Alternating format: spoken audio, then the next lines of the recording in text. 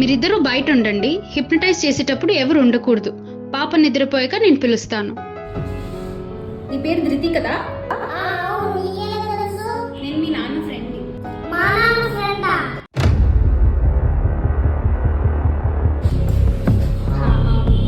ఒకసారి వచ్చాడు. అలాగే చూడు, నీకు కథ చెప్తా.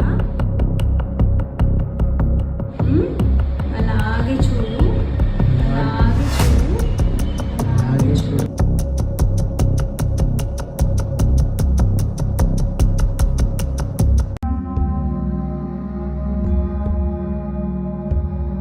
ధృతి, పడుకున్నావా?